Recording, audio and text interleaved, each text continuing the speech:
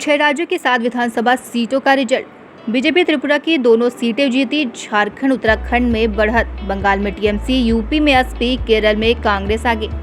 6 राज्य की 7 विधानसभा सीटों के उपचुनाव के नतीजे आने शुरू हो गए हैं। इन सीटों पर 5 सितंबर को वोटिंग हुई थी।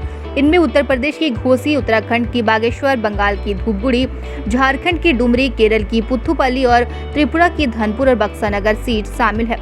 चुनाव आयोग की वेबसाइट के मुताबिक त्रिपुरा की धनपुर और बक्सानगर सीट बीजेपी ने जीत ली है। इसके अलावा झारखंड और उत्तराखंड की एक सीट पर बीजेपी बढ़त बनाए हुए है।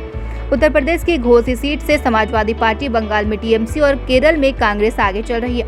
इन 7 विधानसभा सीटों में से 5 सीट घोसी, बागेश्वर, डुमरी, बक्सानगर और धनपुर पर इंडिया गठबंधन एक साथ चुनाव लड़ रहा है। बंगाल के धूपगुड़ी और केरल के पुथुपल्ली सीट पर इंडिया गठबंधन की पार्टियां एक दूसरे के खिलाफ मैदान में है। यूपी की घोसी सीट, यहाँ इंडिया गठबंधन और भाजपा का सीधा मुकाबला है। इंडिया गठबंधन की ओर से समाजवादी पार्टी के सुधाकर सिंह मैदान में है, वहीं भाजपा की ओर से दारा सिंह चौहान चुनाव लड़ रहे हैं। चौहान एसपी से भाजपा में आए हैं। फिलहाल यहाँ से सपा के सुधाकर भाजपा के दारा सिंह से 7,000 से ज्यादा वोटों से आगे चल रहे हैं। झारखंड की डुमरी सीट पर इंडिया गठबंधन से झारखंड मुक्ति मोर्चा की बेबी देवी और एनडीए की ओर से एजेएसयू की कैंडिडेट यशोदा देवी मैदान में है। फिलहाल एजेएसयू प्रत्याशी यशोदा देवी 2,469 वोटों से आगे चल रही है। उत्तराखंड की बागेश्वर सीट, झारखंड की बागेश्वर सीट से बीजेपी की पार्वती दास कांग्रेस के बसंत कुमार से करीब 2,000 वोटों से आगे चल रही है। बीजेपी ने विधायक चंदन रामदास के निधन के बाद उनकी पत्नी पार्वती दास को इस सीट पर उम्मीदवार बनाया है। त्रिपुरा की बक्सानगर और धनपुर सीट से बीजेपी प्रत्याशी बिंदु देवनाथ ने सीपीआई प्रत्याशी कौशिक चंदा को 18,871 वोटों से हरा दिया है।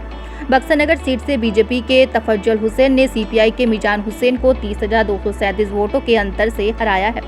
केरल की पुथुपल्ली सीट, यहां से कांग्रेस के चांदियामान करीब 11,000 से ज्यादा वोटों से सीपीआई के जैक्सी थॉमस से आगे चल रहे हैं। पुथुपल्ली सीट कांग्रेस नेता और पूर्व मुख्यमंत्री उमान चंडी के निधन के बाद खाली हुई थी। यहां कांग्रेस ने उमान चंडी के बेटे को मैदान में उतारा है। भाजपा ने सीनियर नेता लीजन लाल को कैंडिडेट बनाया है।